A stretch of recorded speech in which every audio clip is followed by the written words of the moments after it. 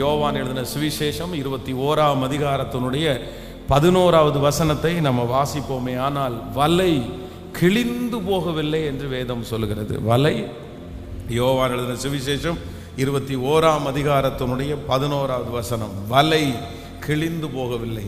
அந்த சூழ்நிலை நமக்கு தெரியும். சீமோன் பேதுரு படவில் ஏறி 150 பெரிய மீன்கள் நிறைந்த வலையை கரையிலே இழுத்தான்.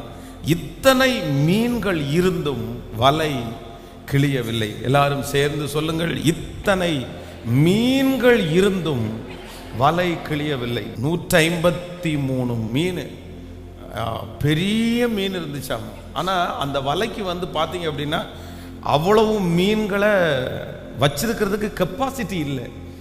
ஒரு பொருளை ஒரு குடத்தில் தண்ணி ஊற்றணும்னா 10 லிட்டர் தண்ணின்னா 10 லிட்டர் தண்ணி தான் ஊற்றணும்.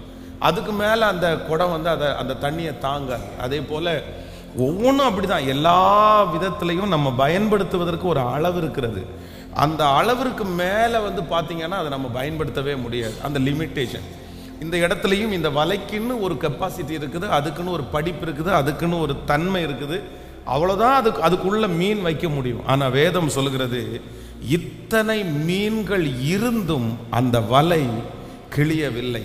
நான் நம்புகிறேன் உங்களுடைய நிறைய பேருடைய வாழ்க்கையிலே உங்களுக்கு முன்பாக இருக்கிற சவால்களும் உங்களுக்கு முன்பாக இருக்கிற பொறுப்புகளும் ரொம்ப பெருசாக இருக்கலாம்.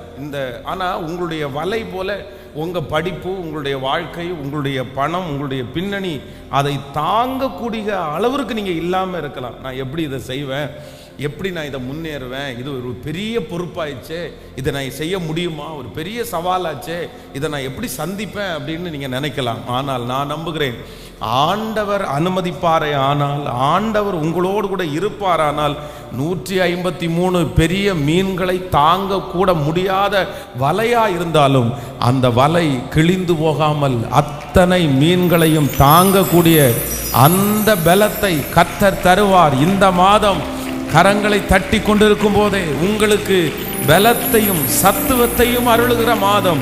இந்த மாதம் ஆண்டவர் ஒரு ஸ்பெஷல் உங்களுக்கு ஒரு பலத்தை கர்த்தர் கொடுக்க போகிறார். ஆமென். இந்த பிரச்சனையினாலே, இந்த சவால்னாலே, இந்த தேவையினாலே உங்கள் வலை கிழிந்து போவது இல்லை. ஒருவேளை அப்படியே கிழிஞ்சிருமோ அப்படின்றது மாதிரி, இத்தனை மீனை எப்படி நீங்கள் எடுத்துகிட்டு வந்தீங்க, இது தாங்காதே, இவ்வளோ எப்படி இந்த பொறுப்பை தாங்குவோம்? கண்டிப்பாக முடியாது. இந்த வயசில் இந்த பிரச்சனையை சால்வ் பண்ண முடியாது. இந்த சூழ்நிலையில் இதை செய்யவே முடியாது. உங்களால் ஒன்றுமே பண்ண முடியாதுன்னு உங்களை சுற்றி இருக்கிறவங்க எல்லாருமே சொல்லலாம். ஆனால் நேற்றைக்கு இரவு இந்த மாதத்திற்கான அந்த வாக்குத்தத்தங்கள் எல்லாம் தியானித்து கொண்டிருக்கும் போது ஆண்டவரினுடைய இருதயத்திலே ஞாபகப்படுத்தின ஒரு வார்த்தை, இல்லை, நான் செய்த அற்புதமானால் கண்டிப்பாக வலை கிழிவது இல்லை. அந்த பொறுப்பை கொடுத்தவர் கர்த்தர். அந்த இடத்துல உங்களை கொண்டு போய் வைத்திருக்கிறவர் அவர். அந்த சவால்களை உங்களுக்கு முன்பாக கட்டளையிட்டவர் அவர். அந்த தேவைகளை உங்களுக்கு முன்பாக வைத்தவர் அவர். நான் நம்புகிறேன், அவருடைய அனுமதி இல்லாமல் உங்கள் தலைமயிராயிலும் கீழே விழாது அந்த பாதையிலே கடந்து போக பண்ணுகிறவர் அவர்.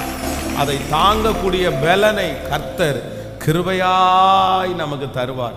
1000 சத்துருக்கள் எழும்பலாம், 1000 மனிதர்கள் எழும்பலாம். அதை குறித்து ஆண்டவருடைய பிள்ளைகள் கவலைப்படவே கூடாது. உங்களுக்கு விரோதமாய் அந்த பொறுப்புகளும் காரியங்களும் ஆசீர்வாதங்களும் கொடுக்கப்படும் போது, சவால்கள் கொடுக்கப்படும் போது, எத்தனை பேர் எழும்பினாலும் உங்கள் மேலே இருக்கிற அபிஷேகம் ரொம்ப வித்தியாசமான அபிஷேகம். ஹல்லேலூயா.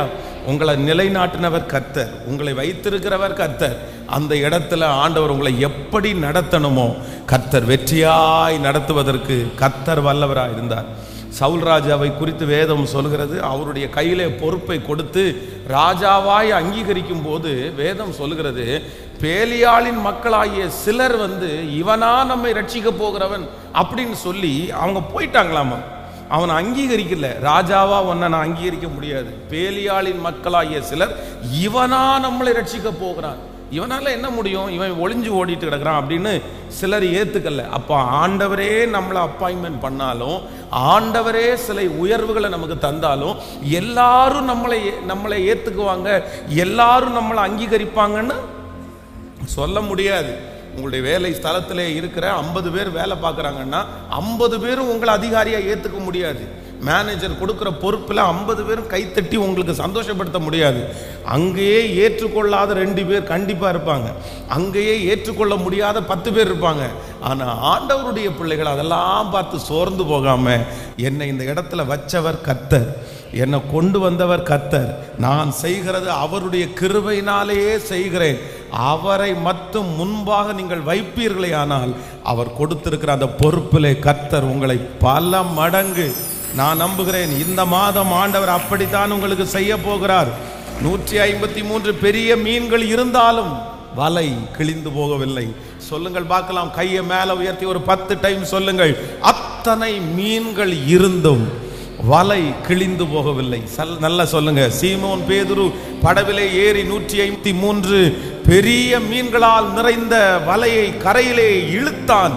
இத்தனை மீன்கள் இருந்தும் வலை கிழியவில்லை. சொல்லுங்கள், கைகளை மேல உயர்த்தி, இத்தனை மீன்கள் இருந்தும் வலை கிழியவில்லை. அந்த அபிஷேகத்தினுடைய வல்லமை உங்கள் தலையின் மேல் அப்படியே இறங்கட்டும். இத்தனை பொறுப்புகள் இருந்தும், இத்தனை சவால்கள் இருந்தும், இத்தனை சூழ்நிலைகள் இருந்தும், இத்தனை எதிர்ப்புகள் இருந்தும், இத்தனை பலவீனங்கள் இருந்தும், இத்தனை எதிர்மறையான காரியங்கள் இருந்தும் இந்த வலை கிழிந்து போவது இல்லை. இந்த வலை கிழிந்து போவதில்லை. இது கர்த்தரால் அனுப்பப்பட்டது. இது கர்த்தருடைய வார்த்தையினால் நிறைந்தது. இதற்கு உதவி செய்கிறவர் கர்த்தர், இதை நடத்துகிறவர் கர்த்தர். ஹல்லேலூயா. ஒன்றும் நம்மை சேதப்பட